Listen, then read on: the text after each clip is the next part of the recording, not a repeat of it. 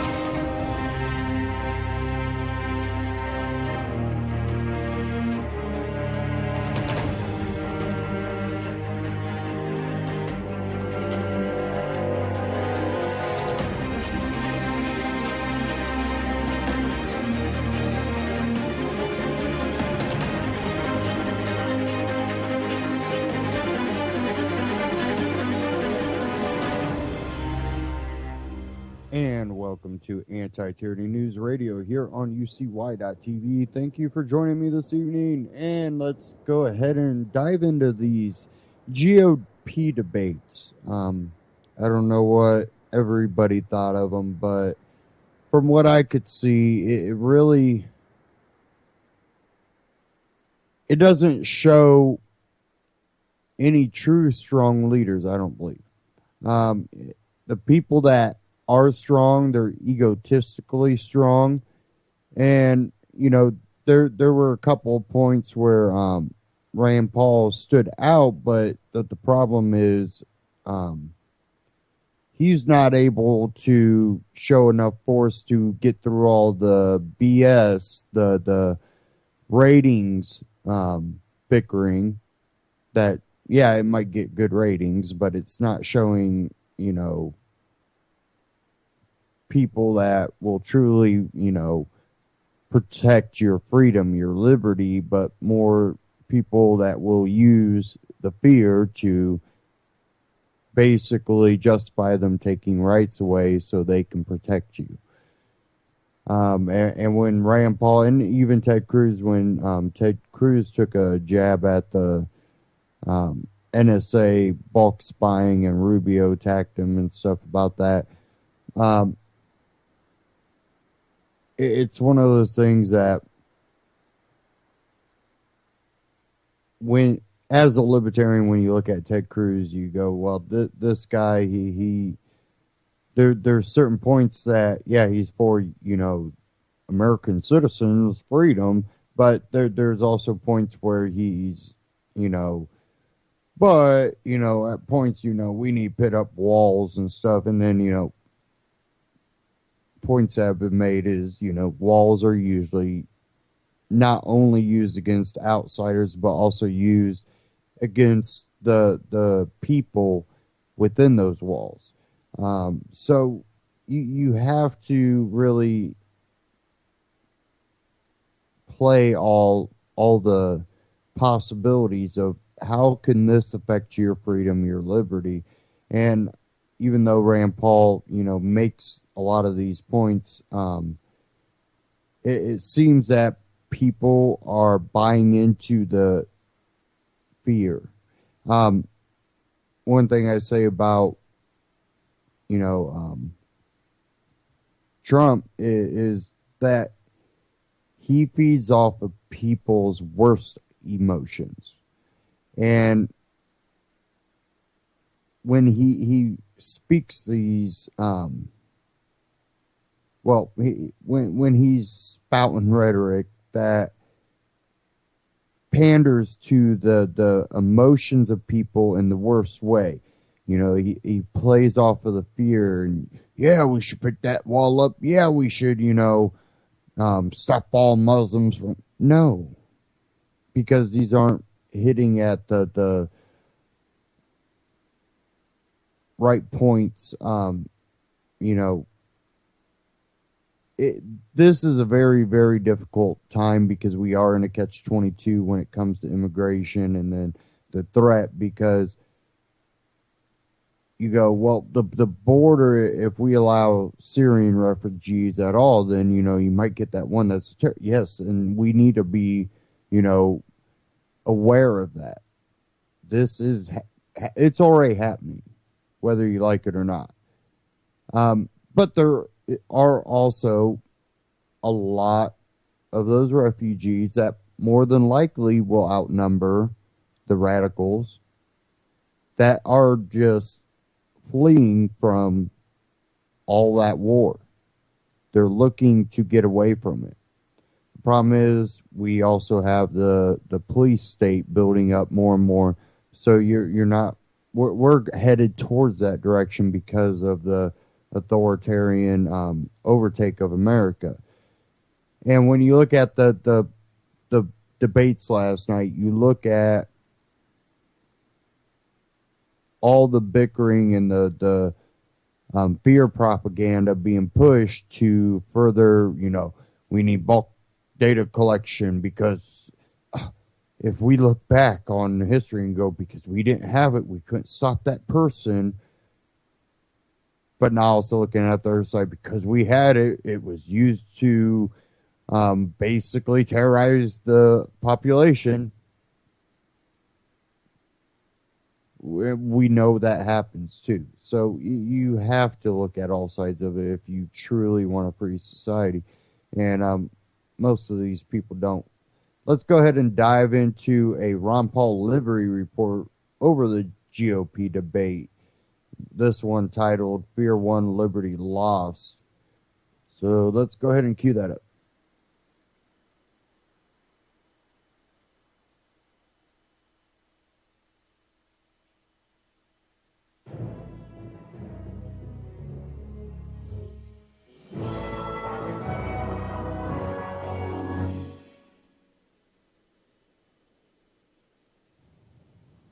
Hello, everybody, and thank you for tuning in to the Liberty Report. With me today is Daniel McAdams. Daniel, it's good to see you. Good morning, Dr. Paul. I guess you stayed glued to your TV last night and watched all those debates, and you're now an expert in the political scene. I did watch the debate, I have to say. Yes, I did. Well, I watched some, but it's pretty tough. But I got the gist of it, and I sort of sensed what was coming. And one headline that struck me today is the winner. Unfortunately, I thought Rand did pretty darn well, and he took a different position on foreign policy and personal liberties than the others, but nobody claimed he won, but nevertheless, he did well. The winner has been declared. Fear itself is winning, and it looks like the media is winning, the demagogues are winning, the politicians are winning, Donald Trump is winning. His polls keep going up. And at the beginning, Blitzer made the announcement that anything that doesn't relate to terror is not part of the program tonight. We want to talk about the real important things. So the whole world has a problem economically, and wars going on around the world, and we have Federal Reserve problems and all. But tonight, it has to be the fear of somebody attacking us, which is a very serious thing and something we've warned about for a long time. But it seems to me like the American people are disgusted. They don't like their government. The majority don't. And they're looking just for somebody to help them figure this all out. And so, unfortunately, instead of turning their attention to the government, I feel fearful, too. I'm fearful of our government. Because the more they talk about fear and the more they talk about change in definitions of collateral damage and things like this, I fear that our government is going to do us more harm.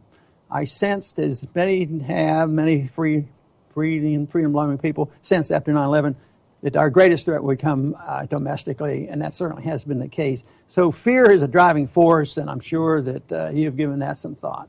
Well, you know that as people tune out of the mainstream media, they tune away from CNN, they're desperate, I think, to hold readership. And selling fear is a very effective way of doing that. When people are afraid, they'll tune into CNN. They want to find out what's happening. So I think there are some ulterior motives here as well. People turn to the media, and politicians benefit from it too, because when people are afraid, they act irrationally. They look for protection in places. And I think there's definitely some other interest going on in pushing this idea. You know, one of the complaints I've had is the Bush doctrine that we can initiate war, you know, this whole thing, preemptive war. And yet the other thing that they have talked about was, not unintended consequences, you know, the collateral damage. Yeah. Collateral damage, that's generally was considered bad and they tried to hide it. But guys like Trump especially are saying that we need to change the definition. Collateral damage just is a way you win wars. So he says you should go to the families because they do care about their families. Can you think of anything more atrocious of that? Of course, going to war is pretty bad, but this whole idea of changing this whole the whole definition of a word and saying that collateral damage, I don't sweat it. You know, that's part of it, and that's the way you win war because they're bad people and they love their families and they might pay attention to it. Never stopping to think that maybe there is a problem of retaliation for an attitude like that. And there's also the problem of losing your moral compass. You know, I thought the real lowlight of the show last night, of the debate last night, and it really was disgusting, is when Hugh Hewitt, who's just one of the most repulsive neocons on earth, he turned to Ben Carson, the doctor, and he said, "Through your skills as a surgeon, you've saved a lot of children's lives. Would you have a problem slaughtering thousands of children overseas if necessary?" And he said, no problem at all. And I just can't believe we've come to this sort of horrific. Well, that's a bipartisan attitude. Madeleine Albright showed no, compassion when they asked her about 500,000 children having died from our constant bombing in the 1990s, which led up to 9/11. She said, well, that's the price you have to pay. That's the price you have to pay. So that's that to me is an attitude, no moral compass whatsoever. And Trump. We talked about this several shows ago. The idea of enabling acts, and I sort of got the sense when Trump was talking about we've got to kill the families, we've got to go after these families, and they said, why? Well, because our country's out of control. That's kind of a Reichstag thing, you know. Our country's out of control. All the rules are thrown out the window. Well, we're talking about the fear and the foreign policy and how does it affect us domestically. Well, we saw that this week, 2 days ago, or yesterday, where the LA schools were closed. And that was not a minor matter. Over 1,000 individual schools. They have 640,000 students, and they say, don't come to school. Well, some did come, some stayed at home. How did they manage it? But a similar hoax was played on the New York schools, and they sort of paid attention, so they didn't chase everybody home. Which, in a way, you have to have a little bit of sympathy for people put in this position, but we have to realize that this is all concocted, and so much of the problems we have today with the threat of terrorism is preventable. But still, the overreactions, they've gotten, a few people in this world have gotten us so we're terribly frightened of our own shadow. I think this may sound strange, but I think people take a sort of perverse pleasure in feeling that we're threatened because it sort of spices up otherwise pretty dreary lives that a lot of people have. But I was looking at some of the comments on the New York City or the LA school district story, and I think this sort of captures everything right now. One of the commenters said, "It's awful and terrifying. I'm afraid it is going to be the new normal." The new normal. I know what that one is. But, I read one comment of somebody that made more sense than the whole school district. And it was a 16-year-old that showed up at school, and I guess he didn't get the message soon enough. He shows up, so he goes up to a policeman, and the policeman tells him what's going on. And his main question, is this going to mess up my schedule for taking my exams? I mean, he was down to earth. He's coming to school to learn, take his tests, and get promoted and all. But no, we have to look at these big matters. And the consensus here by most of the candidates, not all of them, except for the one, is that the purpose of government is only safety. And it bothers me. Yes, we should be safe, but maybe we can be safer in a free society. Maybe if you can freely own guns, you can feel safer when you live in your house. So safety is not the prime purpose of government. The prime purpose of government is to protect our liberties. But how often, I wonder how many times they even said that last night. Probably not many. It was always scaring people. Yeah, I don't remember. Liberty was almost a 4-letter word last night, I think. Right.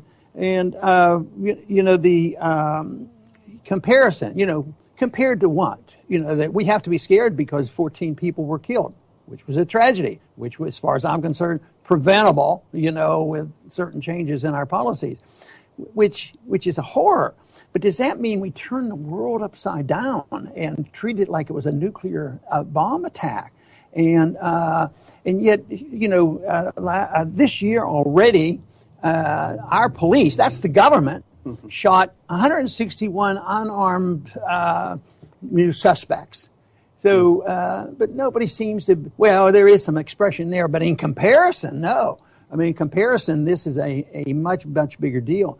But also the war in the cities, the war on drugs. How many people die from that? And it's preventable. Don't have this stupid federal war on drugs, which is, way out of control. And there's thousands that are killed there. There's, like in the inner cities now, there's close to 50 people die every night.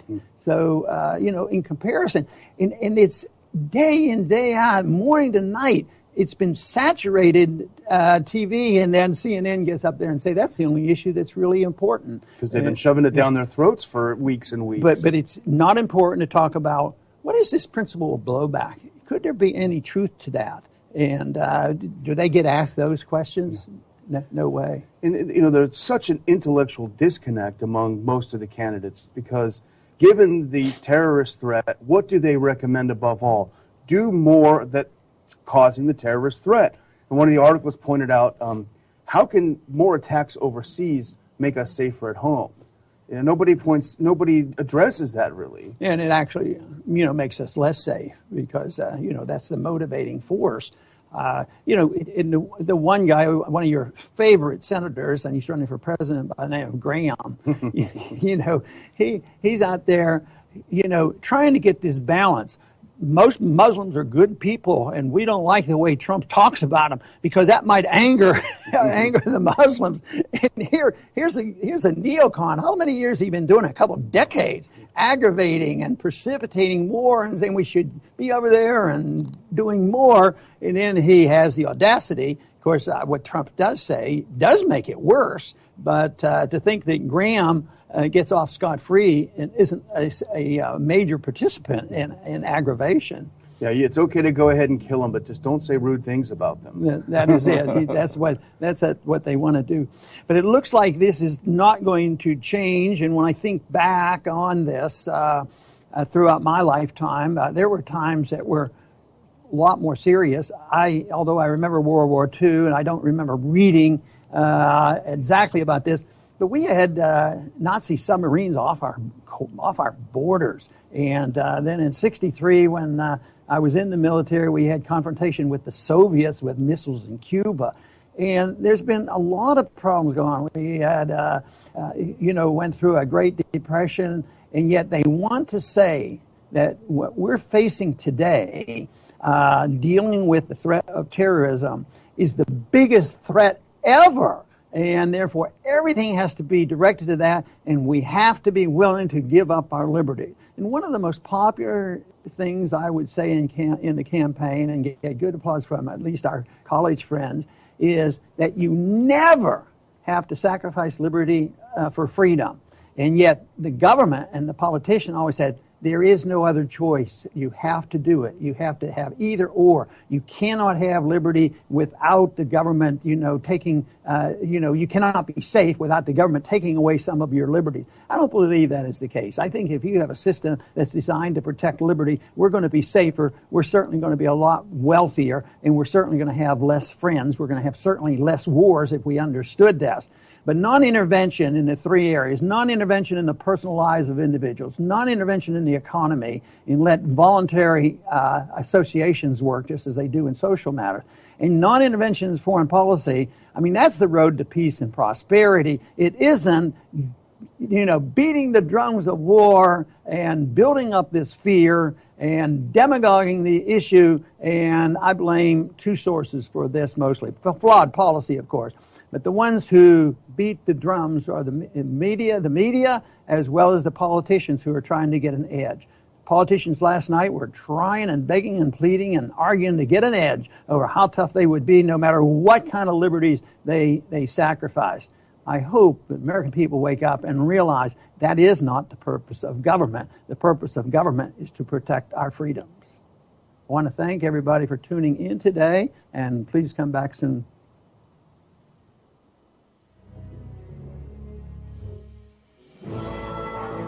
Ron Paul Liberty Report on YouTube, ronpaullibertyreport.com. Go check them out and watch the other videos. They put them out daily, covering multiple topics. So check them out, Ron Paul Liberty channel. Now, another thing, when it comes to this war on terror, and you have the creating by constantly being involved during the Middle East. Of course, we're going to be a target. We are the enemy to those people when we are just constantly at war over there. But then it also affects us, and we see that with the, Patriot Act, the Freedom Act, and all this. But what happened last night at the debate, and it's starting to go mainstream finally, but it's about Ted Cruz, and here's one that I've got a whole bunch here, but I'll just cover this one here. NBC News. Did Ted Cruz reveal classified information at the GOP debate? The Senate Intelligence Committee now says that it is not formally investigating whether Ted Cruz may have revealed classified information when discussing the government's ability to monitor phone records during Tuesday night's Republican debate.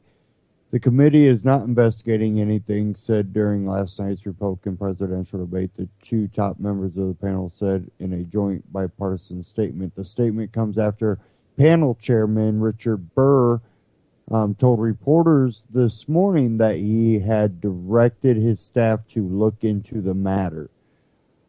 I'm having my staff look at the transcripts of the debate right now, Burr told reporters this morning. Spokeswoman for Cruz said that the senator did not say anything that has not already been widely reported. There is nothing that Senator Cruz said last night that wasn't widely reported and saturated in the public domain, campaign spokeswoman Catherine Frazier told NBC News. Burr was initially referring to Cruz's comments regarding recent changes in the metadata collection program, which was the subject of a testy exchange between Cruz and Senator Marco Rubio, may have been classified. The old program covered 20% to 30% of phone numbers to search for terrorists. The new program covers nearly 100%, Cruz said. That gives us greater ability to stop acts of terrorism, and he knows that's the case. Rubio began his response to Cruz by saying, "Let me be very careful when answering this because I don't think national television in front of 15 million people is a place to discuss classified information." Rebecca Glover Watkins, who acts as a communications director for Chairman Burr, tweeted this just after the exchange. Cruz shouldn't have said that. Burr clarified what he did not see the exchange itself during last night's debate. "I didn't watch it. The voice was on," he said, adding it was the final episode. and that was out of NBC News.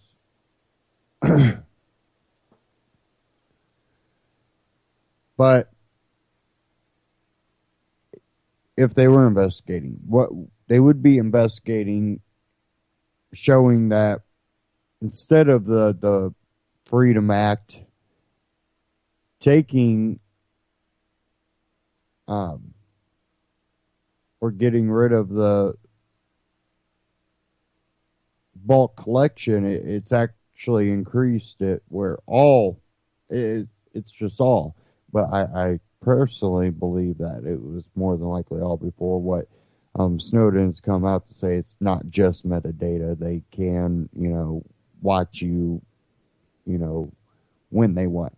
The ability's there to think that they don't abuse their abilities, I think would be absurd. Because when you give people power, they'll use it. That's why the concept of having power over others and that being acceptable in the psyche of the society is one of the major flaws. It's that we allow others to rule over us. We allow others to, put us in situations where we're defenseless. And that's a flaw in society everywhere. That's nothing unique to any certain country. It's something that we mentally have to evolve from. Otherwise, we do constantly, repeat history, and there are consequences when, the violent parts of history get repeated. But I think as a people, we do, each time we make those mistakes, it's harder for us to make those same mistakes up to a certain point, but it does happen. The problem is when we start getting to a point where we are in less control and we give up responsibility to even electronics to take care of things for us. We digress in a way that makes us more dependent. And that's what usually leads to this. Well, we got to spy a little bit because we can't protect ourselves. Guns are bad. What you say we need to take rights away so you can be defended by government, but then told government to take your, defenses away from you. Okay, you make absolutely no sense. But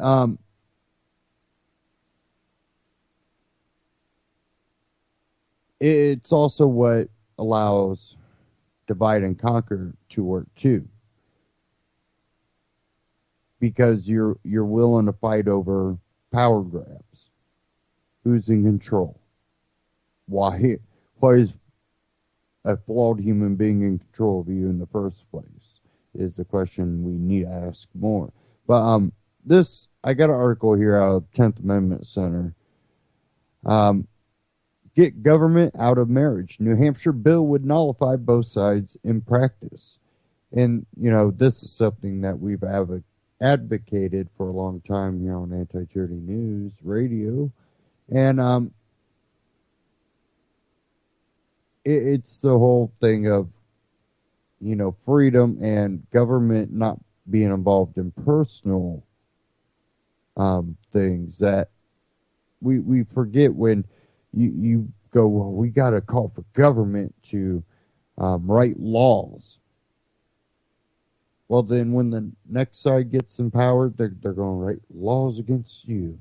And it just becomes a uphill battle that no one ends up winning. So this here out of 10th Amendment Center, Concord, New Hampshire, a bill has been filed in the New Hampshire State House that would end mandatory government licensing of marriages in the state, effectively nullifying in practice both major sides of the contentious national debate over government-sanctioned marriage. HB 1596 acknowledges the right of two individuals to marry, and that because of this, it is improper for the government to license a right. The state of New Hampshire is compelled to return to the practice of certificate of notice of intent to marry and a certificate of marriage, which existed until 1997 and which provides interested parties the opportunity to object to a proposed marriage. The bill reads, instead of having to get a state marriage license, couples would provide a certificate of notice of intent to marry and a certificate of marriage. The certificate of notice would require the following. All persons proposing to be joined in marriage within the state shall place a notice of intent to marry in a newspaper not more than 90 days prior to nor less than 14 weeks prior to the date of marriage. The persons proposing to be married shall present the town clerk or either proposed spouse with a copy of the notice with all facts required by RSA 5C41 to be entered in a town clerk's office. The clerk shall record the notice in a book to be kept for that purpose and provide the parties proposing to marry with a certificate of notice of intent to marry. The marriage certificate would record that the marriage ceremony took place and records the person who solemnized the marriage. The certificate would be completed by the bridegroom and the officiant and the clerk of the town or city. The certificate would then be used to register the marriage. However, the bill also allows for individuals to be considered married without having to go through this process. Persons cohabiting and acknowledging each other as husband and wife, and generally reputed to be such for the period of 3 years and until the decease of one of them, shall thereafter be deemed to have been lawfully married. HB 1596 would accomplish two things. First, it would effectively render the edicts of federal judges that have overturned state laws defining marriage. The founding generation never envisioned unelected judges issuing ex cathedra pronouncements regarding the definition of social institutions like marriage. And the Constitution delegates the federal judiciary not authority to meddle in the issue. Marriage is a realm clearly left to the states and the people. You can read the rest of that at the 10th Amendment Center. But there are states out there that do have laws on the books that basically say 3, some say 5 years if you live with each other and consider each other husband and wife.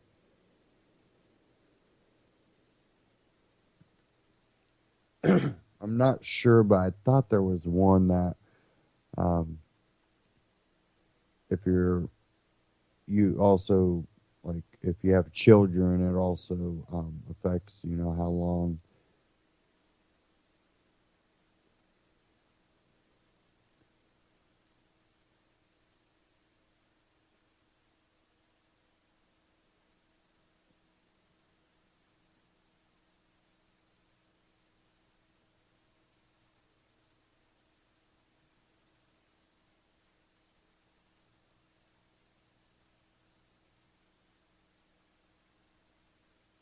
Okay, trying to get this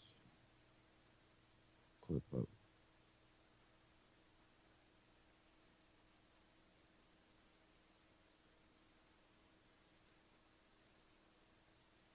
When we look at what's going on in the Middle East right now with Syria, and Russia is basically stepped up, kind of decided, hey, I'm going to take care of this problem. The U.S. is doing nothing but destabilizing areas. I think it was a gesture to the world. Better pick sides, better pick them wisely, because Russia, China,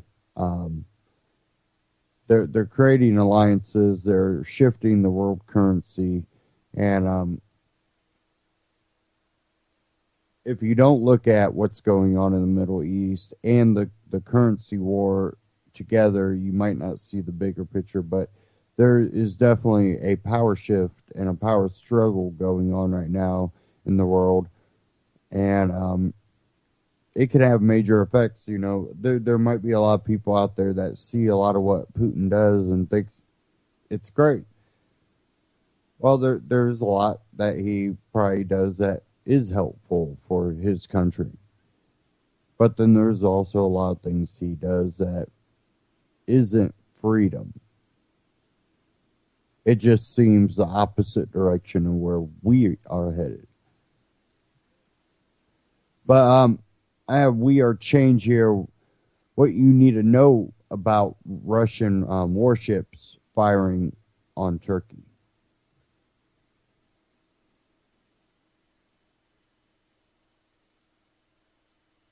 A Russian warship has just fired upon a NATO ally, and in this video we're going to give you all the facts, evidence, and little details that you can't get anywhere else, giving you a full global picture of the insane escalations happening between these two world powers that is slipping into utter chaos. Yesterday, a Russian warship fired warning shots at a Turkish fishing boat in order to prevent a collision.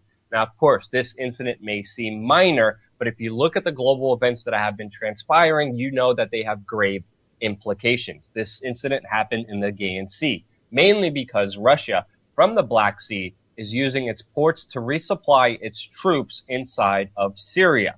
Now, Russia does this by going directly through Istanbul.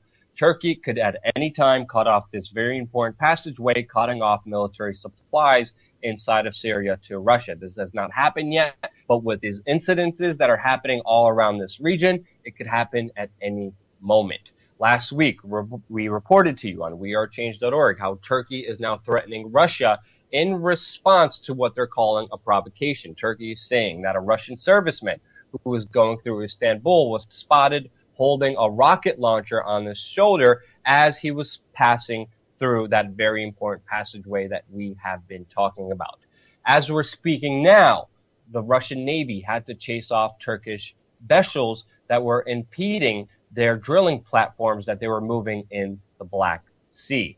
Russia's two major rigs were being moved to a new location in the Black Sea when a Turkish vessel with a Turkish flag crossed the convoy's path.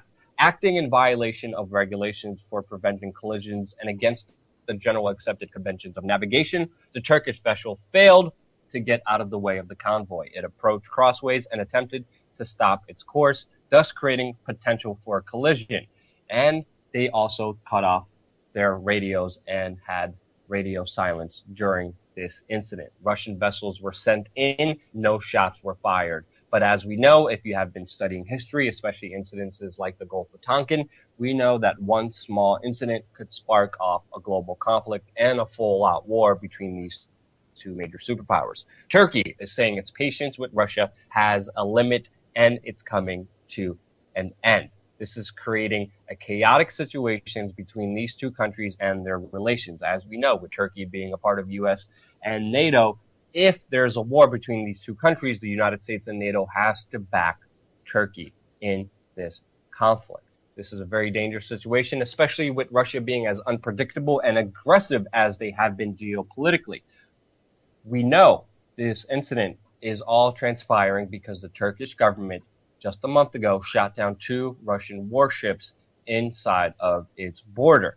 Russia is now responding, and as we're speaking right now, Russia is sending more aircraft inside of Turkey to conduct observation flights. This is happening now. Will Turkey shoot down this aircraft? We do not know. Will they escalate the situations more? We do not know, but Russia is not backing down in any way, shape, or form, and they're also deploying more missile systems, advanced missile systems that could be used to shoot down Turkish aircraft if their aircraft are threatened.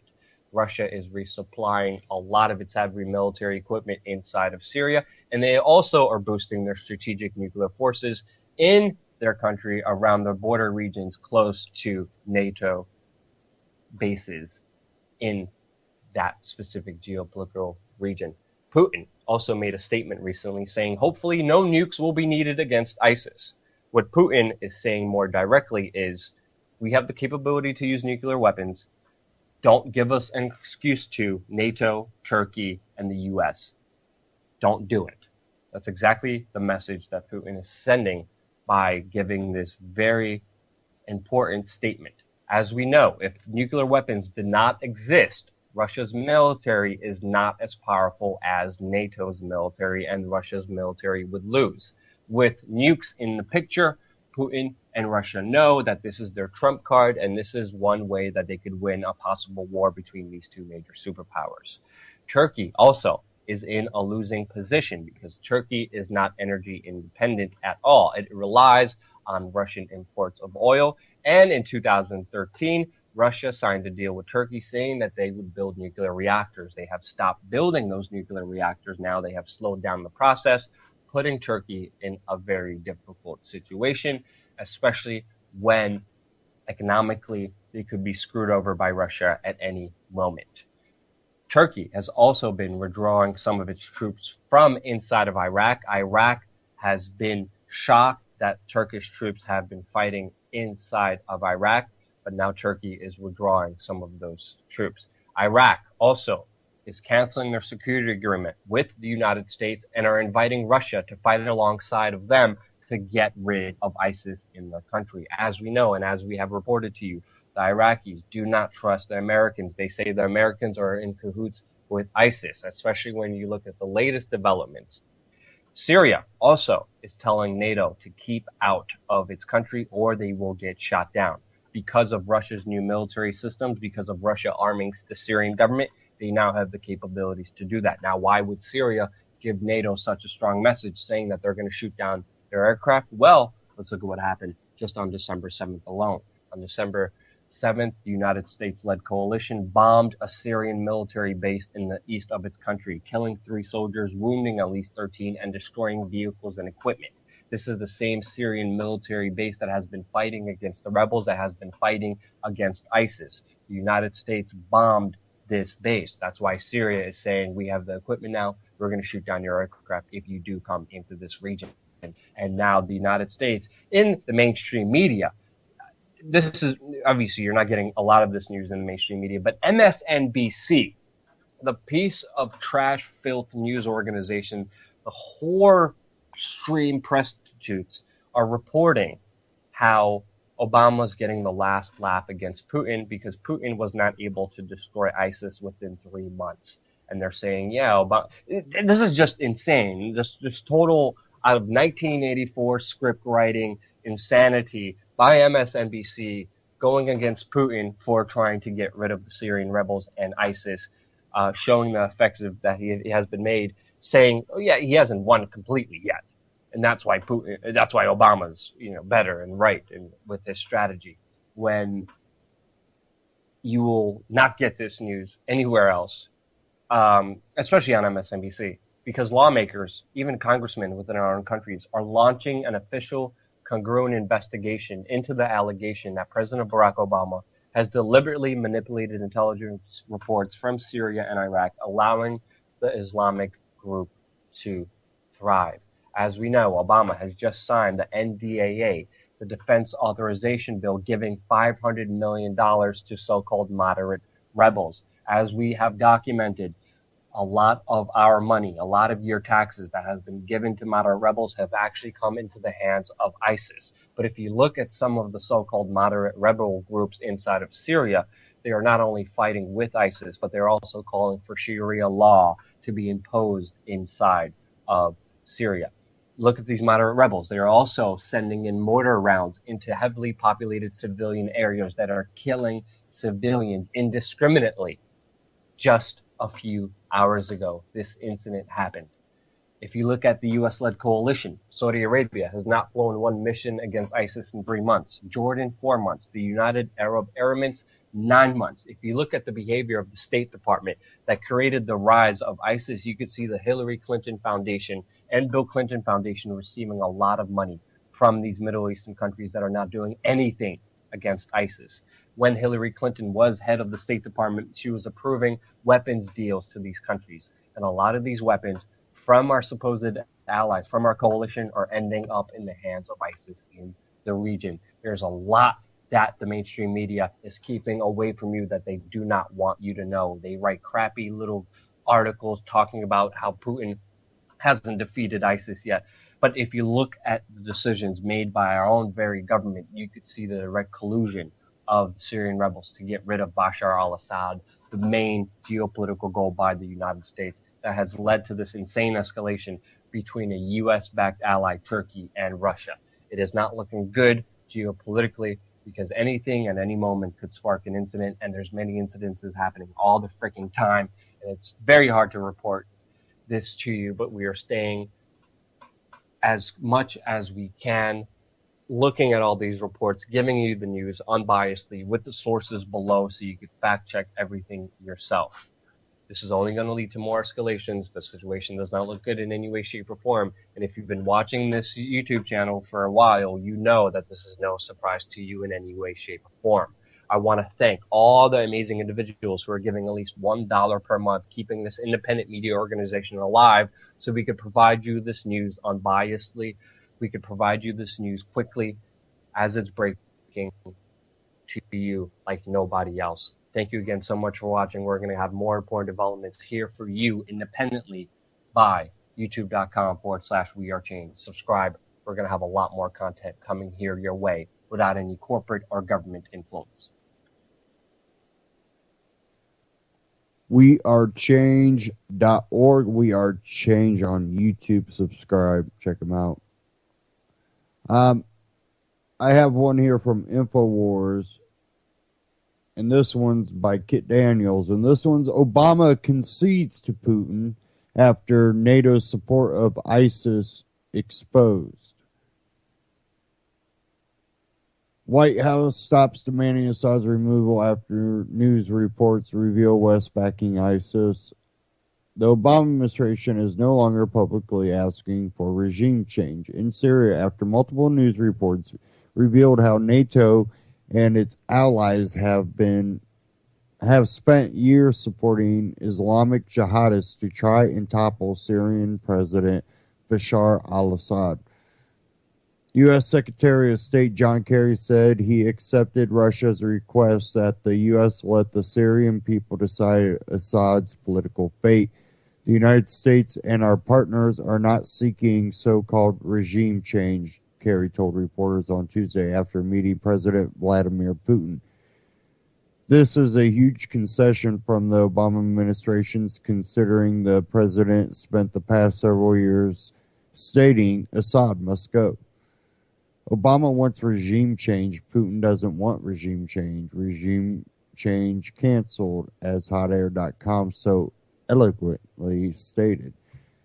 But why the sudden shift in public policy? Well,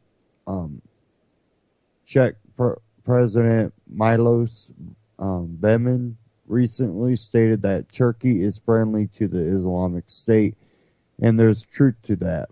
I think Turkey is indeed a member of NATO, but sometimes behaves as it is more an ally to the Islamic State, Zeman said, as quoted by Czech newspaper Parlamentary Listy.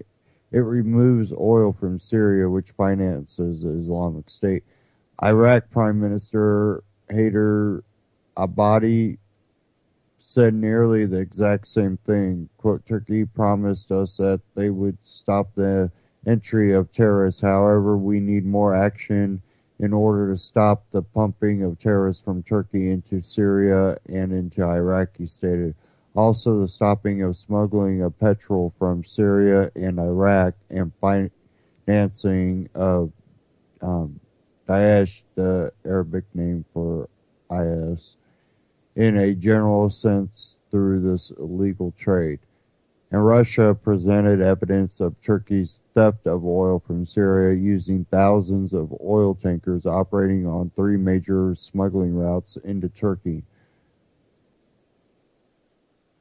Quote, one thing is clear, the role that Turkey is playing in this area in many ways destructive, and it's affecting the European security, it's affecting its neighbors. Former Mossad agent Uzi Arad told RT, ultimately it's affecting its own society. A major scandal erupted in Turkey last year when Prime Minister Ahmet Davutoglu was caught shipping arms to ISIS, then attempted to cover it up by ordering a media blackout. Not long after, the Obama administration signed an agreement with Turkey to openly train and arm moderate Syrian rebels, but virtually all the rebels fighting Assad in Syria have pledged allegiance to Islamic State since at least 2013. The Free Syrian Army and the Syrian National Council, the vaunted bulwarks of the moderate opposition, only really exist in hotel lobbies and the minds of Western diplomats. Journalist Ben Reynolds wrote, there is simply no real separation between moderate rebel groups and hardline Salafists allied with Al-Qaeda. Now, I want to kind of step in there because there is a group, and the people that know about the group will go, what about the Kurds? And if you look, the Kurds are mainly been forced into northern Iraq, and they are actively fighting ISIS. But the problem is they rely on NATO's, meaning the U.S. and all these other countries, to bomb these things. They literally had a divide in a province in northern Iraq that they can't get past. They have no air support because the air support's been told not to bomb it, which they recently have, and they allowed the Kurds to go ahead and, fight.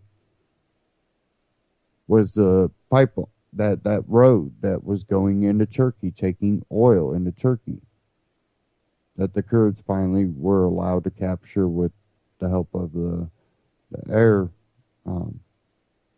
defense. Now, when you look at everything going on, it's basically been proven that we either helped or allowed the oil to get out of Iraq and Syria. There's things that literally all they had to do is, now you may bomb that area. Now you may fire on those enemies. Wasn't that, did we know they were there? We were allowing it. And then, then it comes out that we dropped all these pamphlets giving them plenty of time to get out of the area before we destroyed it. When you have convoys going from town to town and killing people, and you go, we're having a problem attacking ISIS. It's BS. It really is.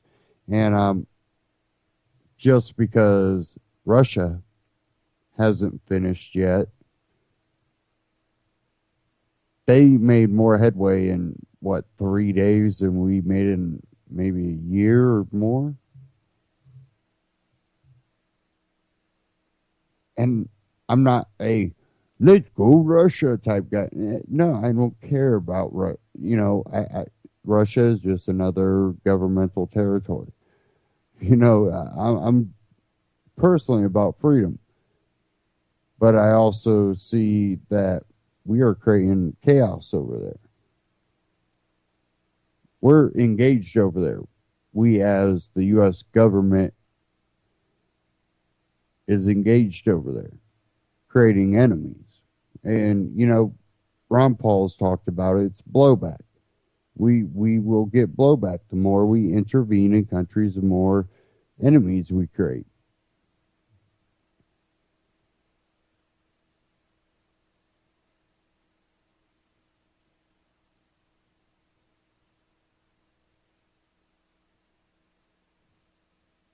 I have something here. Mises Institute, Mises.org.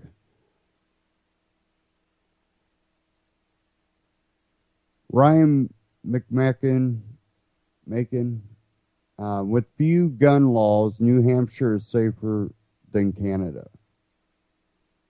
Pew recently reported on how the homicide rate in the U.S. has been cut in half over the past 20 years, even as gun ownership has greatly expanded in the U.S. The U.S. public, meanwhile, thinks the murder rate is increasing. What Pew didn't mention is how remarkably low the homicide rate has fallen in some U.S. states. Pew reported FBI murder data up through 2013, but in more recent FBI homicide data, total homicides fell again in 2014, while the homicide rates in some states reached historic lows. In New Hampshire, the homicide rate in 2014 was 0.9 homicides per 100,000, making New Hampshire in 2014 one of the safest places in terms of homicide on the planet. Several other states came in with remarkably low homicide rates as well, with Minnesota reporting a rate of 1.6, Idaho at 2.0, and Iowa at 1.9, rates measured at events per 100,000. U.S. states versus Canadian provinces. Clearly, the places rank among the U.S. states with the lowest homicide rates. But for a broader context, let's look at homicide rates compared among both the U.S. states and Canadian provinces. Indeed, the northern United States generally tend to have quite low homicide rates in a global context. There are problems with comparing across national boundaries. For more on that, see below. Within North America, the jurisdictions with the lowest homicide rates include all of New England and Northern Plains states of the U.S. and the Pacific Northwest. Most of Canada reports low rates as well as exceptions of the rural North, where Nunavut Territory has the worst homicide rate in both the U.S. and Canada.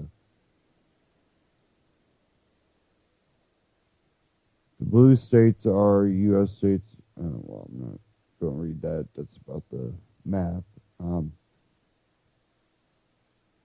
Says here, and yeah, as we also note that 9 U.S. states have homicide rates that are either lower than or the same as, statistically speaking. British Columbia, Manitoba has a murder rate that is statistically the same as or higher than 23 states.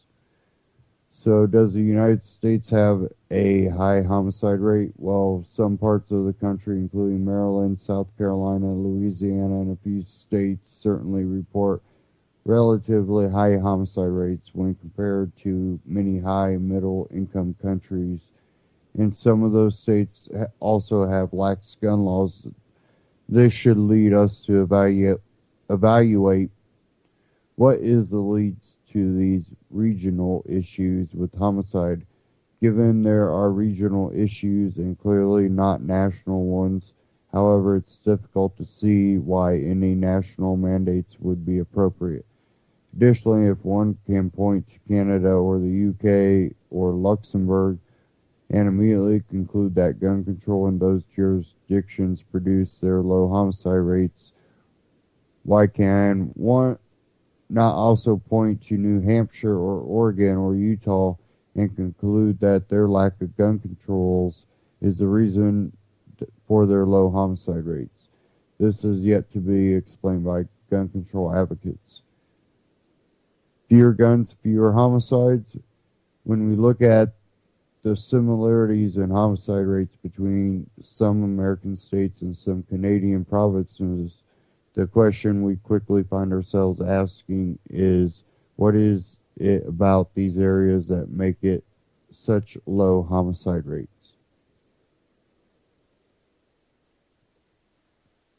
Well, as the anti-gun Brady campaign inadvertently makes clear, there is little apparent connection between homicide rates at state-level gun laws.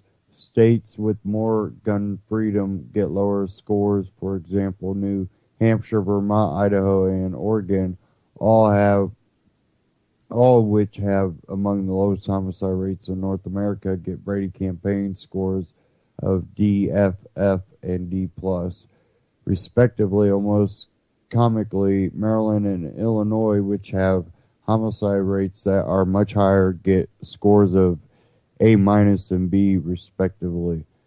But to be fair, there are other examples that show a lack of correlation altogether. New York has a relatively low homicide rate, gets a score of A-, while South Carolina, which has a high homicide rate, gets a score of F.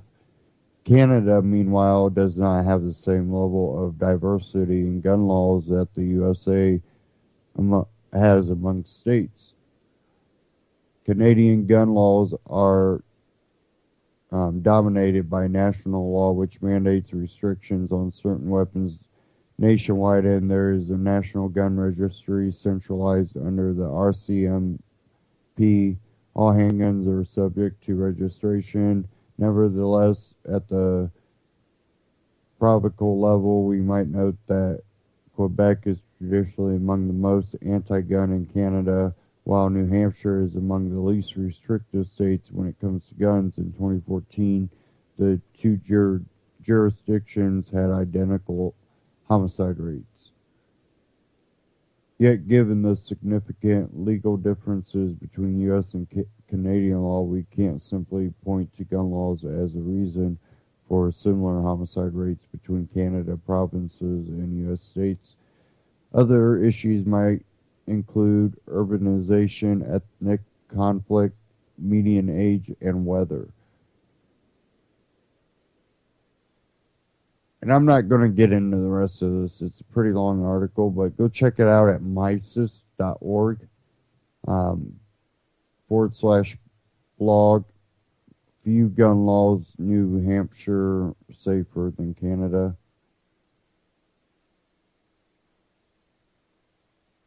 And it's really interesting, and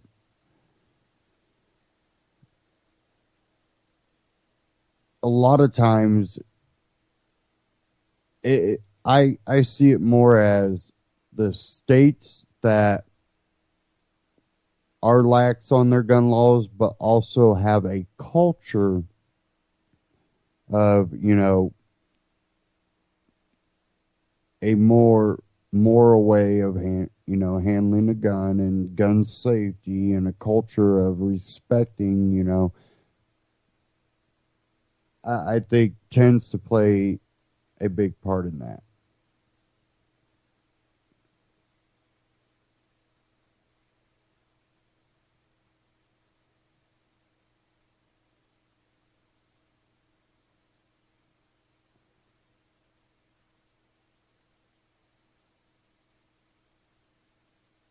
And when we see what's going on in the Middle East, you got to understand, put a wall up and ban Muslims, and it's not going to help.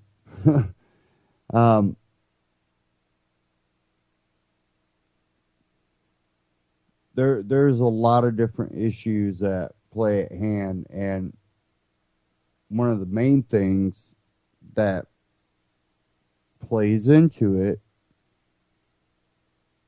is the constant meddling in the Middle East. And we've definitely increased the way we meddle to the point we really destabilize. And to look at a lot of these candidates, they don't have a problem destabilizing further to accomplish a goal.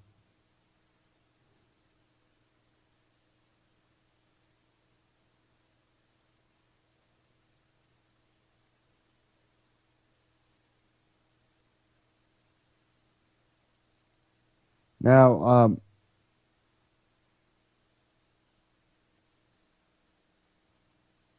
I have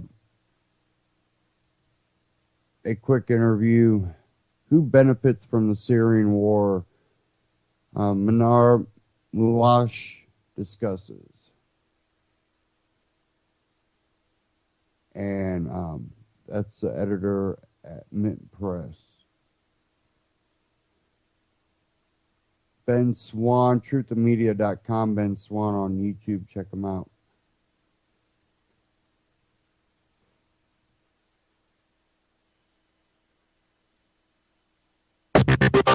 You are listening to Joshua Cook of truthofmedia.com. Guys, I want to thank you so much for tuning in to truthofmedia.com. I'm your host, Joshua Cook. And I had the pleasure to have on the Skype phone line today Manar Mahawish. And you are also the editor of Mint Press News that I've been a fan of for a long time. Manar, thank you so much for being on the show today. I do appreciate it. Well, good. Thank you. And thank you so much for having me. It's an honor to be here. Well, I think it's what you do is very important. Same thing that the reason why we started Truth in Media is there's not a lot of truth in the media right now. There's a lot of bias. There's a lot of corporate interest. And I think it's important for alternative media to really have a voice so that we can really change and really get the truth out so people can really be informed. One of the articles on your website I think is so important, and I had an honor to interview in the past Dr. Nafis Ahmed. He wrote an excellent article. You can find it on mintpressnews.com about the oil interest in Syria. And part of the article I thought was really fascinating was a journalist that he quoted, Jonathan Cook. And in the article he talked about how Israel is one of the countries that are buying oil from ISIS. Basically it's being smuggled through Turkey, but it seems that Israel is one of the biggest countries that is buying the oil right now. And so it kind of made me wonder, you talk about ISIS, you talk about the origin of ISIS, but nobody in the media right now is really talking about what is fueling and funding ISIS. And so it begs the question is like, why don't we put pressure on these countries that are profiting from these oil reserves? Because they're making millions. ISIS, the organization, is making millions of dollars a day. So it just begs the questions, where are our priorities? I want to get your thoughts on that. Well, Israel has been playing a very dirty role in Syria from the very beginning, and unfortunately the media still hasn't really caught up on it. But thankfully, because of organizations and alternative media like WikiLeaks, we've been able to see leaked State Department and Pentagon documents that show Israel, the United States, Qatar, Turkey, and Egypt, as well as Saudi Arabia, as planning to foment a crisis inside of Syria as early as 2006. And the biggest beneficiary of the crisis, of course, are two main parties. Well, three, I guess, but the first one would be Israel. Israel has been wanting Syria to fall for a very, very long time. One, of course, because of its alliance with Hezbollah and with Iran, and it's funneling weapons to Hezbollah, which is a group that resists Israeli occupation in southern Lebanon. And the second reason being is to exploit the Syrian Golan Heights oil reserves.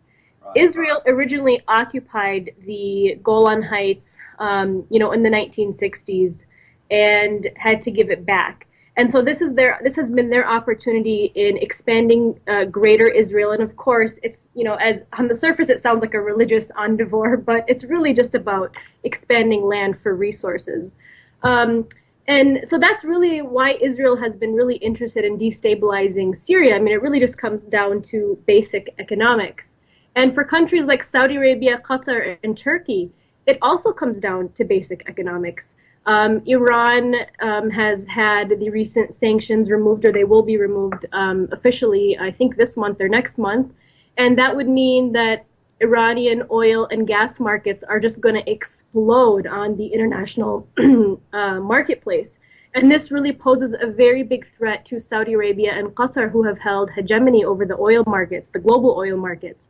And so this is all, again, to weaken Iran's influence and to exploit the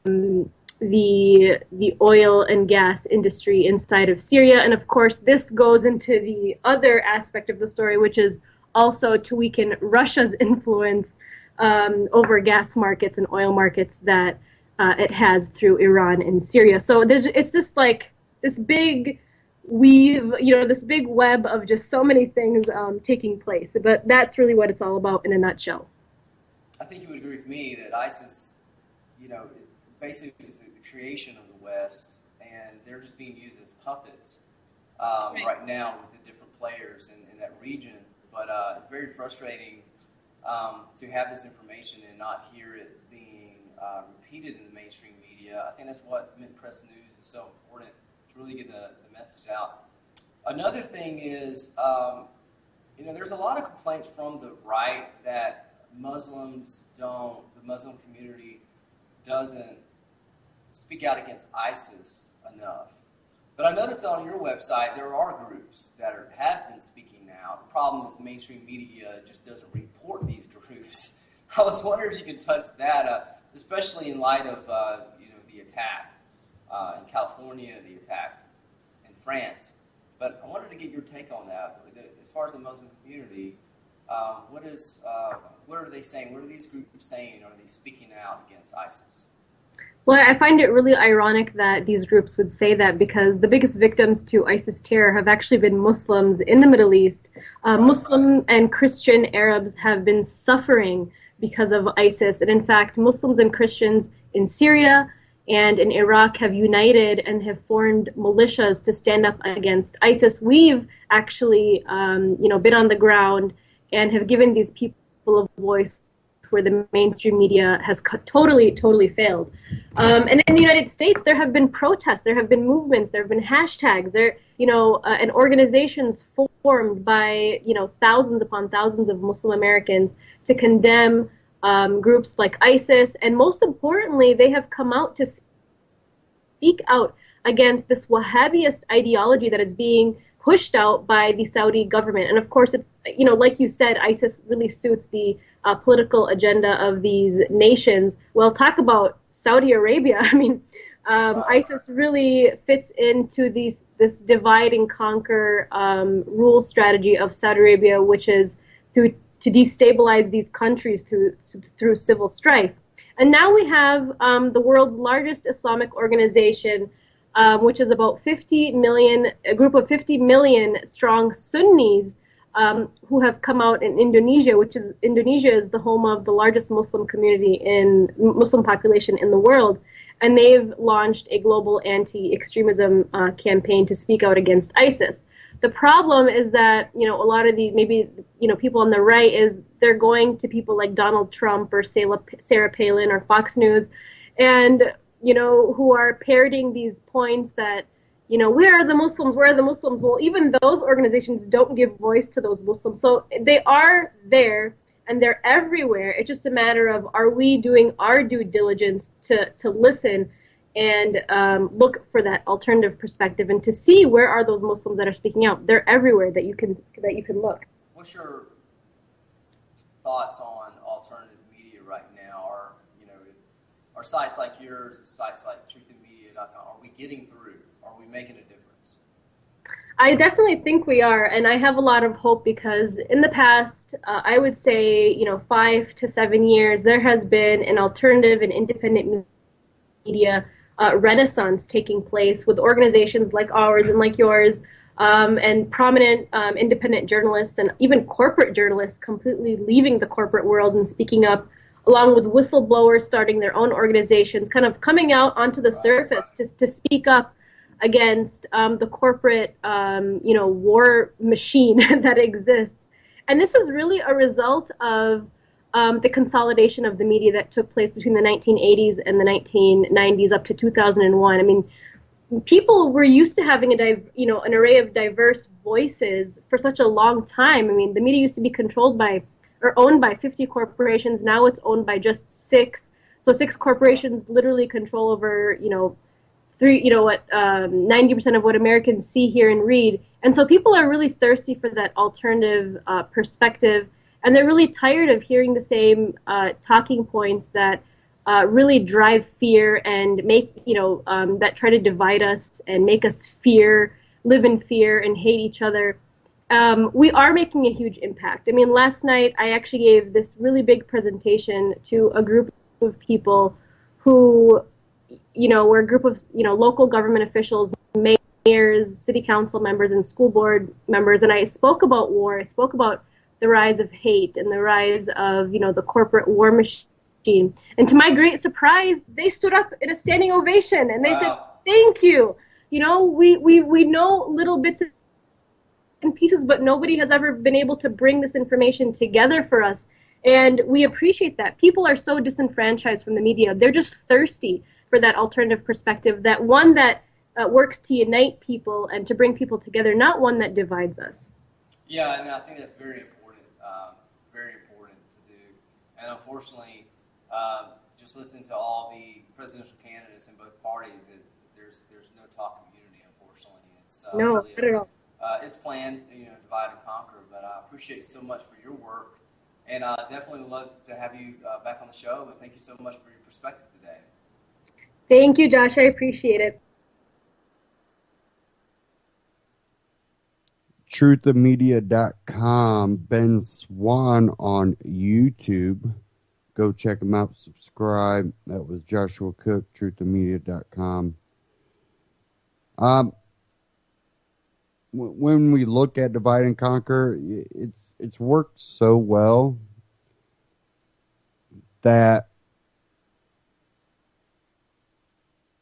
things like the UN, NATO, and Obama just bypassing Congress, any president being able to just, ignore Congress and just go, well, I'm going to get my authority from the UN.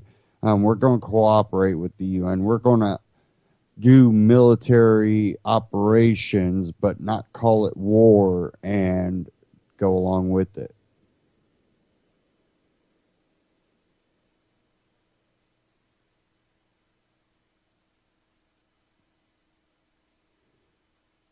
So it's so much that even here in America with the Black Lives Matter, you just see so much hate. And again, I think that's what people like Trump, Bush, all of them like to play off of the fear.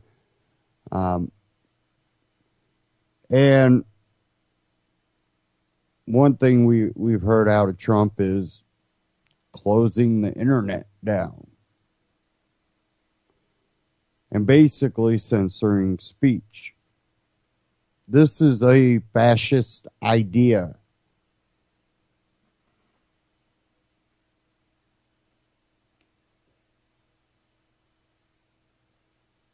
Now,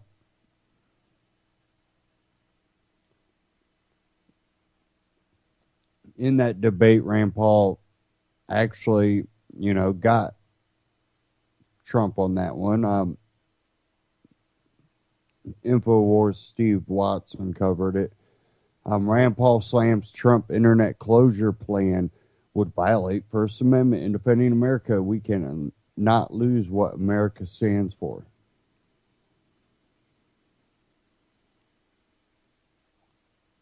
While for the most part, the GOP debate last night was a snooze fest, back and forth between the dullest candidates to grace a podium, Rand Paul once again stood out as a clear and conscious voice of reason whenever he made a point. One such point in question was regarding Donald Trump's professed plan to close the internet to combat terrorism. Trump declared that terrorist recruit online, and that he is one of the opinion that extremists should not be able to use our internet. I don't want them using our internet to take our young, impressionable youth and watching the media talking about how they're masterminds. These are masterminds. They shouldn't be using the word mastermind, Trump said. Trump further proposed working with our brilliant people from Silicon Valley to figure out a way that ISIS cannot do what they are doing. Rand Paul took issue with Trump's suggestions, saying that to restrict the internet would constitute getting rid of the First Amendment. Paul added that anyone who believes in the Constitution would have reservations about supporting Trump. Sean Hannity at Rand Paul, to close the internet would violate the Constitution and would specifically violate the First Amendment. Trump replied that he wanted to infiltrate their internet, yet the crowd sided with Paul, and some even booing Trump's proposed censorship. Trump then declared he cannot fathom that those booing him do not support infiltrating the communications of terrorists. As far as the internet is concerned, we're not talking about closing the internet. I'm talking about parts of Syria, parts of Iraq, where ISIS is spotting it. Trump qualified. In a related exchange, Paul slammed Mark Rubio's pledge to allow the NSA to keep bulk trawling Americans' phone records. We are not any safer through a bulk collection of all Americans' records. In fact, I think we're less safe, Paul said. We get so distracted by all the information, we're not spending enough time getting specific information on terrorists, he added. In defending America, we cannot lose what America stands for. Today is the Bill of Rights anniversary. I hope we will remember that and cherish that in the fight on terrorism, Paul concluded.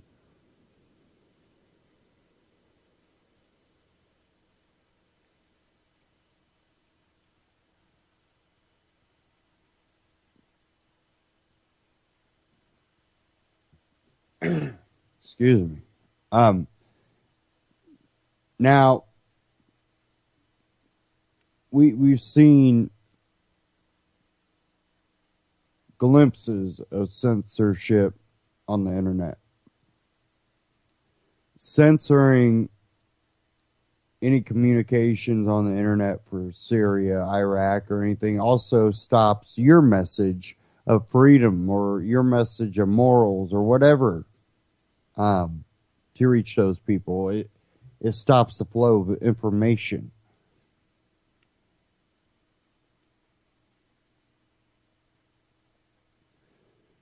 When you say that you should make the internet illegal for someone, is basically saying you should make being able to go to the library or, read books a crime.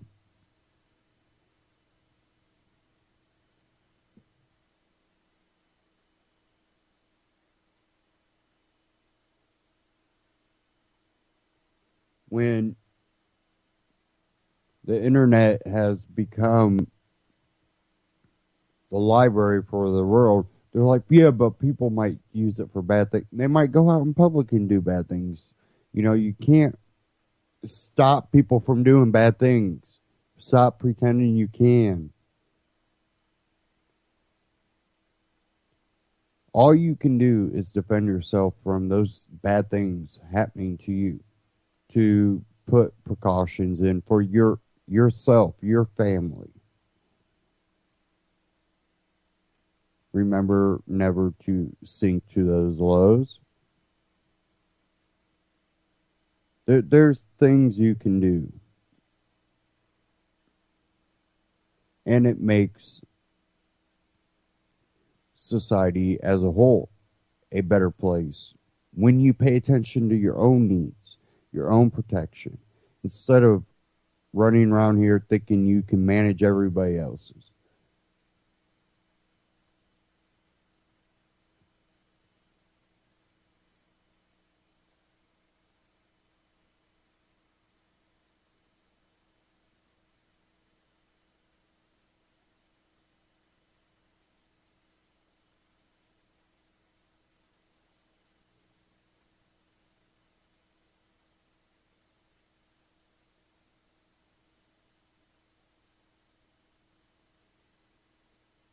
Okay. Let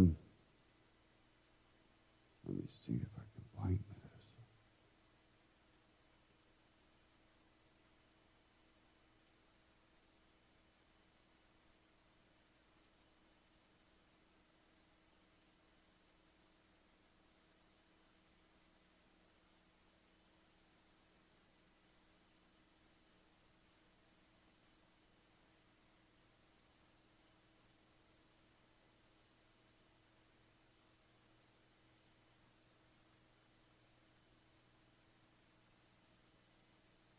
When we look at measures that a lot of these politicians and these candidates for president push for,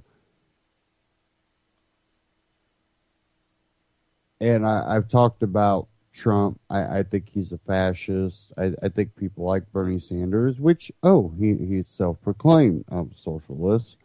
It's all a authoritarian communist or communistic type governing.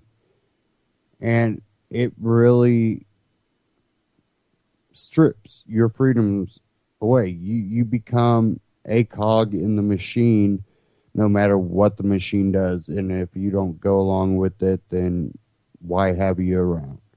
And that's basically how those governments get. And the more that they're not checked, and that authoritarian grab is not checked, the more like, North Korea, maybe. So, I wanted to play this one. It was from Mises Media on YouTube, Mises.org. And this one is Yuri Maltsev, Socialism, Fascism, and Trumpism. And this was in honor of the 24th anniversary of the Soviet Union's collapse. Dr. Yuri Maltsev, a senior fellow here at Mises Institute and a professor of economics at Carthage College in Kenosha, Wisconsin. Yuri is famous for having been a Soviet economist during the Gorbachev era. Excuse me. And defecting to the United States, Yuri and Jeff discuss Trumpism, the Bernie Sanders phenomenon, and Western progressivism, silly and enduring love affair with socialism. They also discuss what the often misused terms socialism and fascism really mean.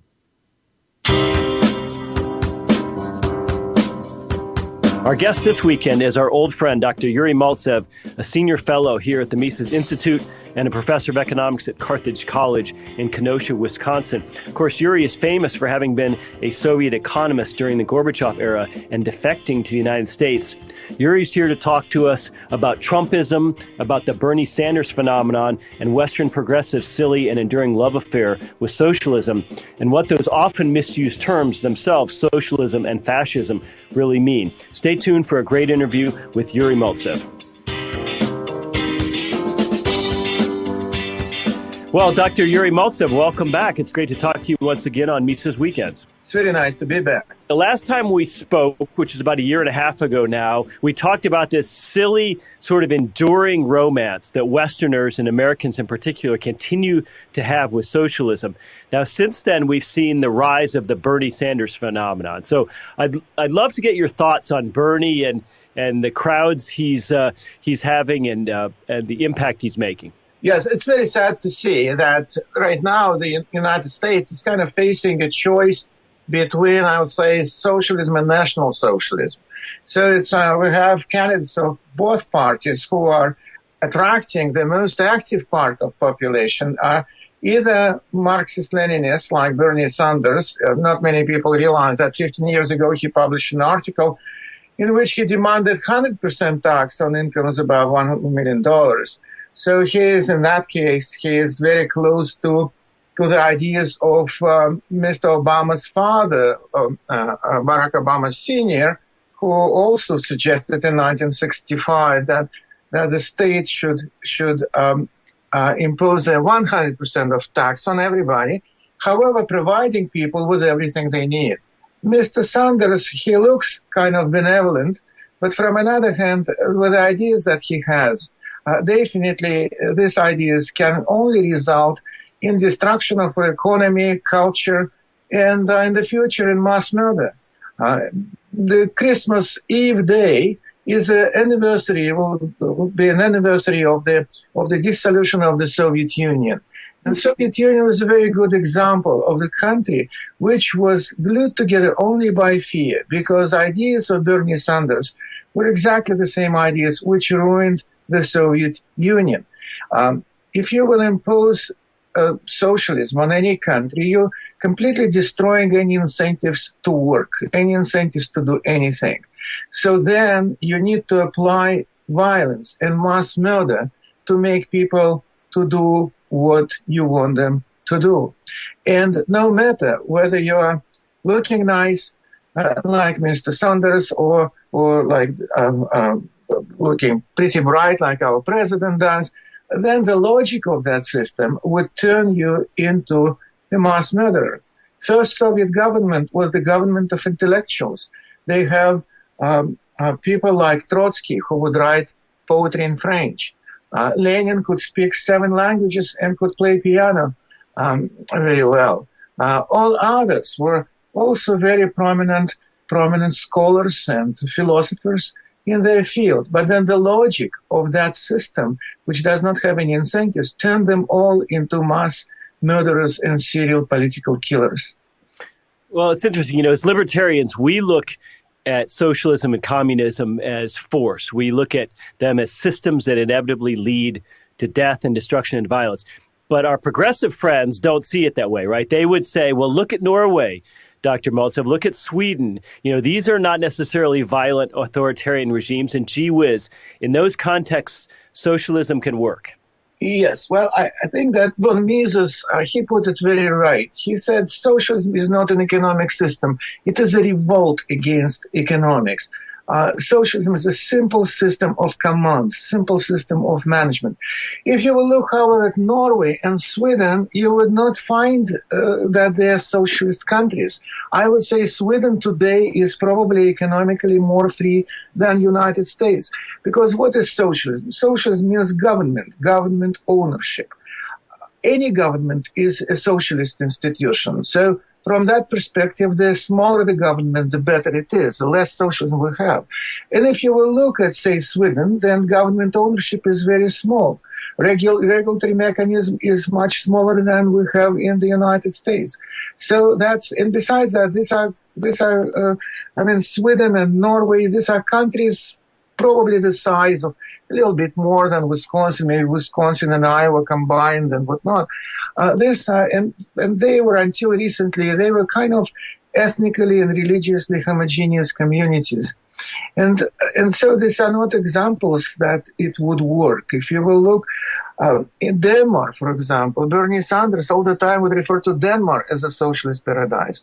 And the prime minister of Denmark recently, he blasted Sanders, saying that just don't badmouth us. We are not socialists. We are a free market economy. It's interesting. You bring up the regulatory burden. In the U.S., we tend to think of socialism only in terms of mass redistribution of wealth, right? People in the U.S., especially people on the left, don't see the regulatory state as at least socialist, if not completely socialist. Regulatory mechanism is the same socialism as the nationalization of property. And then if you will look at the National Socialism regime and Nazi regime in Germany, that was a regulatory state which still was kind of acknowledged property rights, but these property rights were phony. These property rights would be the same as you have property rights, say, on wetlands in the United States. So the government would tell you when to open, when to close, whom to hire, whom to fire. Everything was in place. Lenin himself, Lenin was, I would say, kind of pleasantly surprised that his revolution was so quick and he achieved everything in one fell swoop. Because before that, he thought that it will be a long process. And at first, he said, we should impose regulations so capitalists would do what we want them to do for us. Well, having lived in the former Soviet Union and come to America, give me your thoughts on the current state of the American right wing, and in particular, what do you think of Trumpism? Trumpism, yes, Trumpism. I think that this is the same kind of phenomenon that we had in Europe in 1920s and 1930s. It is a reaction, and I would say predictable reaction against the wildly, radically socialist agenda of Obama administration. And there's people are just scared, and when people are scared, then anyone who is promising them everything is doing very well. I would say that Trump definitely I don't see him having any chances except putting Hillary in place in the White House. But from another hand, it's very troubling from another hand phenomenon, because Trump is not a friend of liberty. He is not a constitutionalist. His major ideas are unknown to me. He is just playing on people's fears. But people do have these pretty legitimate fears, especially if you will look at immigration. I'm an immigrant myself. I am all for free immigration. However, immigration today is completely different than it was before. Now, immigration is a huge welfare program which is run by the federal government with a bill of several $1 billion a year.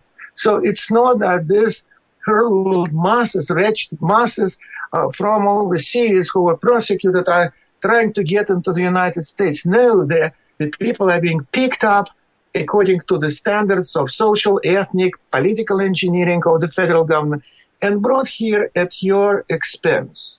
And, for example, Tsarnaev brothers, who bombed Boston Marathon, these people, they consumed about $120,000 in all kind of welfare schemes to kill people who paid for them at this tragic event in Boston. So if you will remember history of the United States, many people from Britain came to the United States as indentured slaves even. Indentured servants. So they were, yes.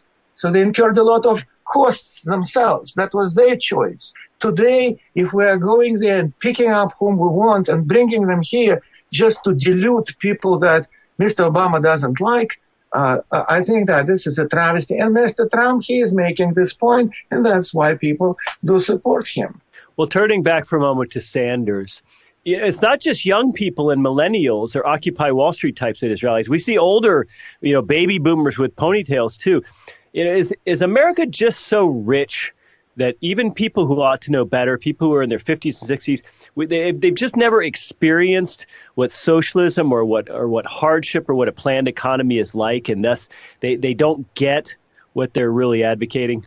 Jeff, I hate to say that, but I think that even the demise of the Soviet Union contributed to that. Soviet Union was kind of like a village drunk or village idiot, and people would look at that and see, no, socialism does not work. It's impossible that in a country which is spreading to 11 time zones, people cannot find bread or butter or other things that we enjoy in the United States. Today it's gone. Today nobody can point anywhere. And then this old social envy, old socialist ideas, they are coming back. And Bernie Sanders, if not many people, at least not our mass media, is telling us that Bernie Sanders, not only he is a socialist, he is also national socialist. To that extent, he can be very well compared to Mr. Trump, because Bernie Sanders, if you remember, he was trashing Koch brothers and everybody else on the right for the free borders concept. His point was that this These are these greedy capitalists who want to bring people to exploit them in the United States. And nothing like that. And so he's very bad news. But I'm also, maybe I'm wrong, hopefully I'm wrong, but I think that he has only one role in this campaign, is to provide a good background for Mrs. Clinton.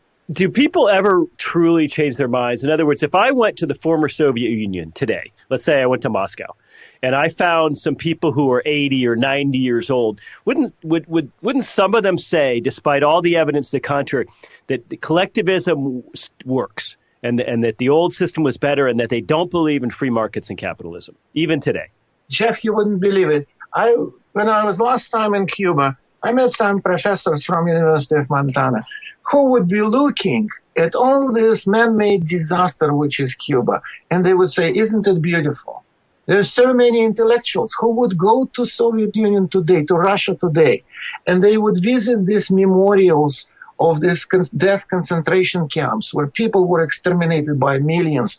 And they would say, no, this is not true. Or they would not say anything but return back and would praise socialism again. Sure, there's a lot of people, older people, who would, it's kind of human nature. I remember I spent 1 month in the Soviet army, and I wasn't thinking that I would survive that month. It was the most horrible month in my life at that time, if I remember it.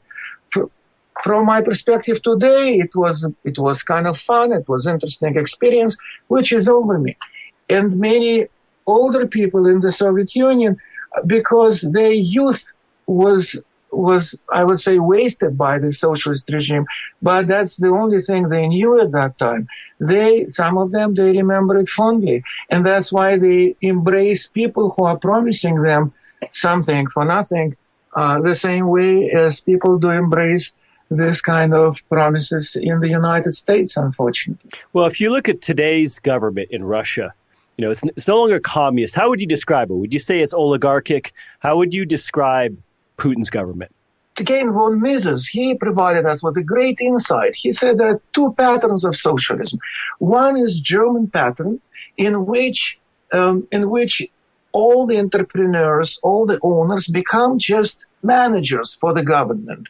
And there is a Soviet pattern where the whole country is run like a post office general, run by postmaster. So then everything is owned by the state. So they got rid of this Soviet pattern. But I think that today's government embraced this German pattern because there's no free market. It's a huge regulatory state. It's a huge kind of place. Some people call it crony capitalism. I think crony capitalism is an oxymoron. There's no such thing. It's a crony socialism. And this is a crony socialism when the people around the throne, around Mr. Putin, people who are his friends, his buddies, and loyal to him, they're enjoying unbelievable standard of living, unheard of in Russia, unheard of even under Tsars. So this is very far from being free market. Having said that, however, I believe that even German pattern is much better than Soviet pattern, because even ordinary Russians enjoy today much higher standard of living than they did under communism. So still an improvement in a sense. It is, yeah, because I would say under Gorbachev, they reached absolute bottom. There was no way to go lower.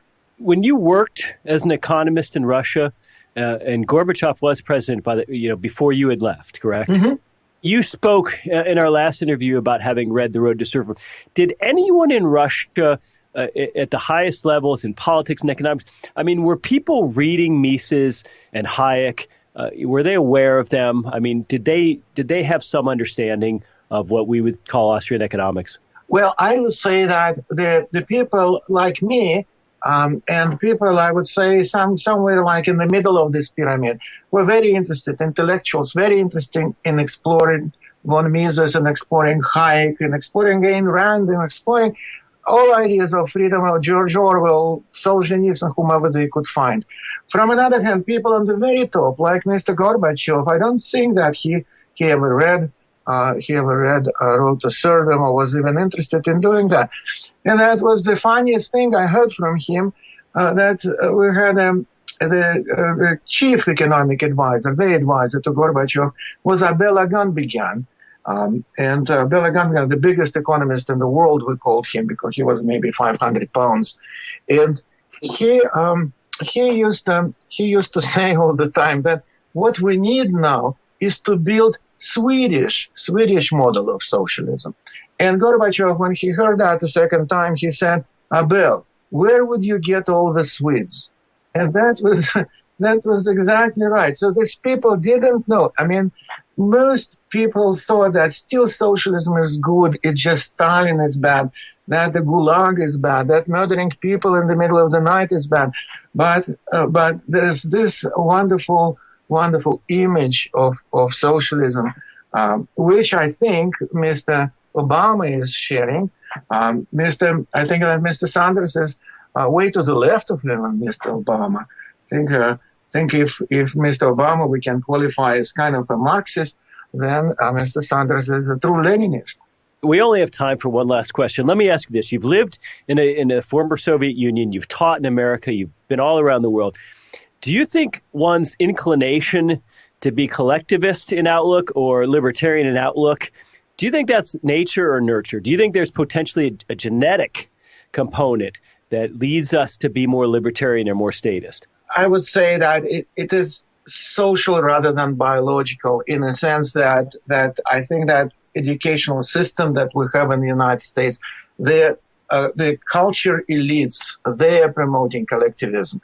If you will look what public schools, what universities are doing, if you will look at whatever predominant culture, the culture is that we are responsible for all the bad things in the world.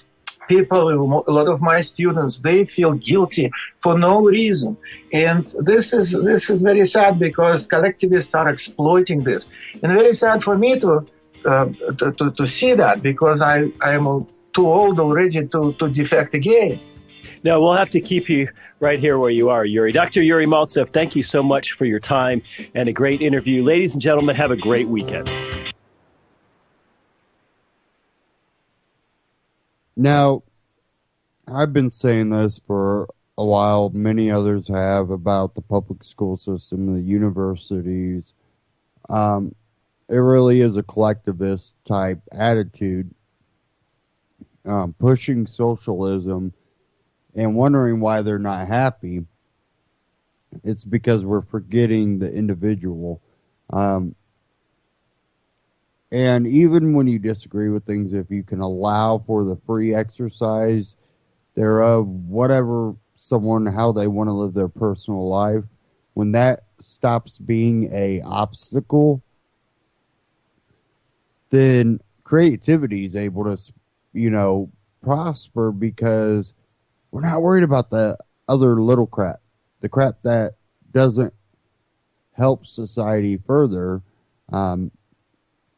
A lot of times it's a lead by example has the most effective means. So we have to really,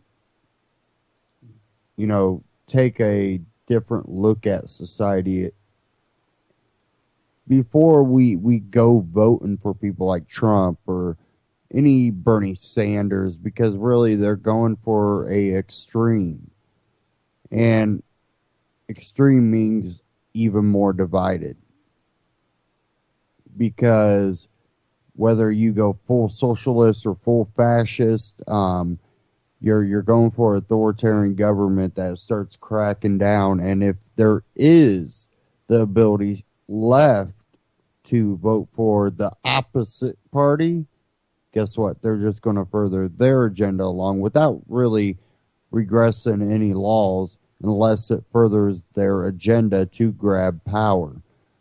And they tend to get a little bit better at it every time, because look at what Obama's done. It's what Constitution, what Bill of Rights, what do those things mean when, he can do what he does unchallenged by Congress, and really there is no challenge to what he wants to do. Well, we could go through the whole ceremony of Congress, voting for this, and, well, if you don't, guess what? I'll just write an executive order. I don't care. And, well, if we have a constitution, he's not upholding it.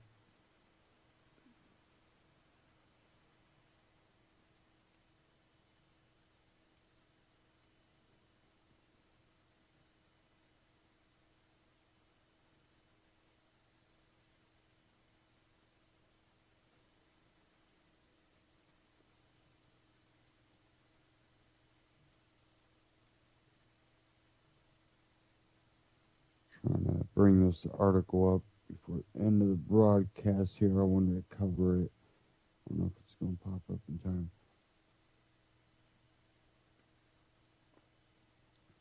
When we get more authoritarian government, when we get more opposite of what freedom is, we start seeing things that, well, we've seen in old war movies where the military comes in and grabs a family, kind of like the old MTV little commercials that they play that represent Nazi Germany. Infowars.com, California gun instructor visited by police after shopping for ammo.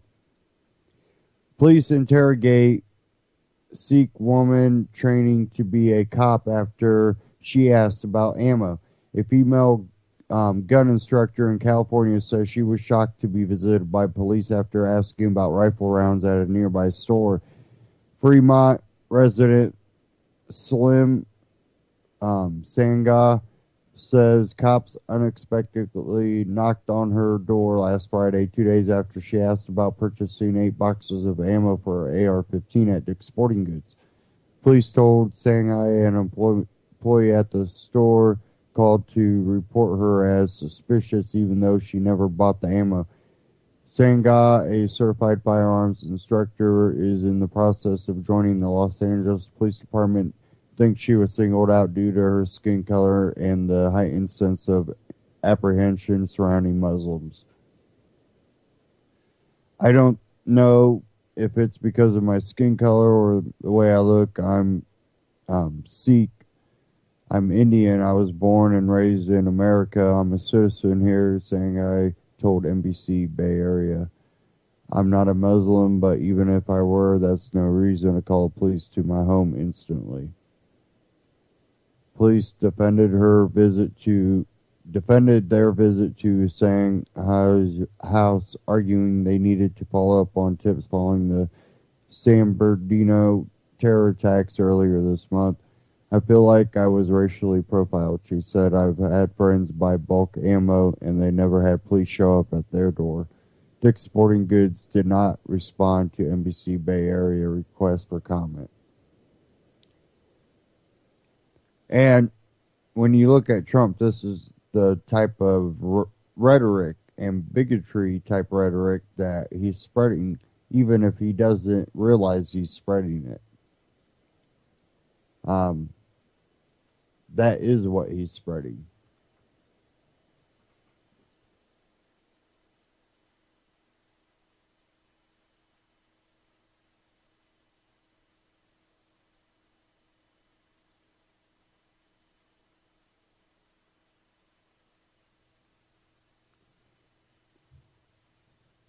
One last one. Homeland TV show inspired terror hoax cost strapped California taxpayers $29 million. Similar threat received in New York dismissed as implausible.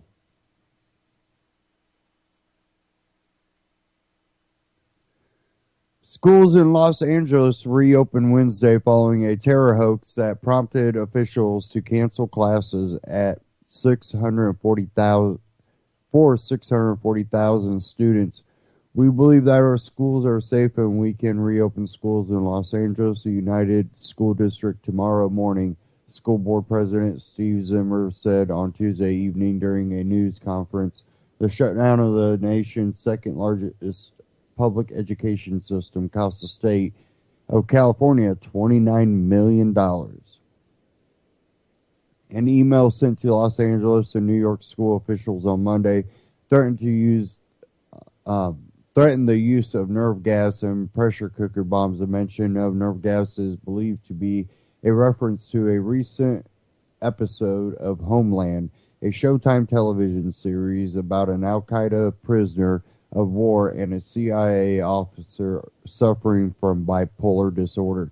New York declined to shut down its school system in response to the email, which warned students at every school in New York City school district will be massacred mercilessly, and there is nothing you can do to stop it. NYPD Police Commissioner Bill Bratton dismissed the threat as implausible.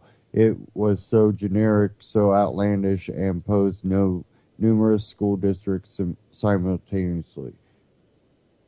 That, in fact, it would be a huge disservice to our nation to close our school system, he said.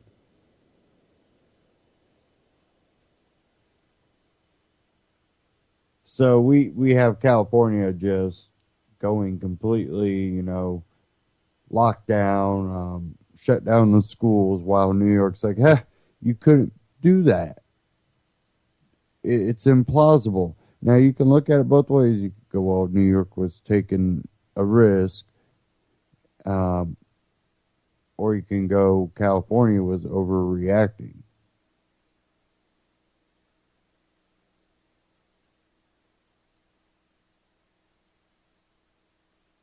And there's probably truth somewhere in the middle. I do want to thank everybody for tuning in tonight. Don't forget to go to ucy.tv. Scroll down to the bottom. There's a little Amazon tab. Click that Amazon button, and it will take you to Amazon, where you get the same great prices, same great shipping rates on all their products.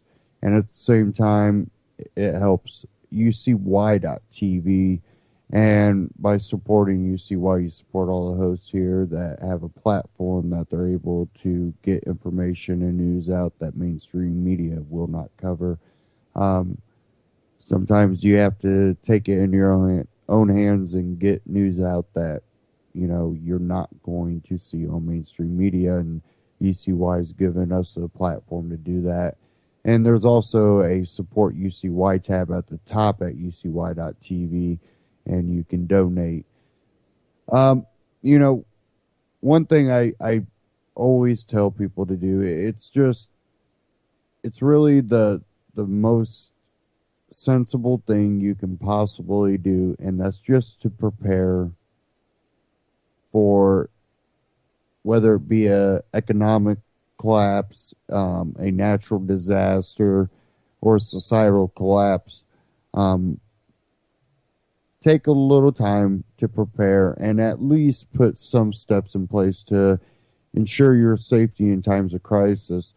And one thing I do is I buy a lot of my stuff from My Patriot Supply. They got good non-GMO seed vaults that you can buy so you can grow your own food.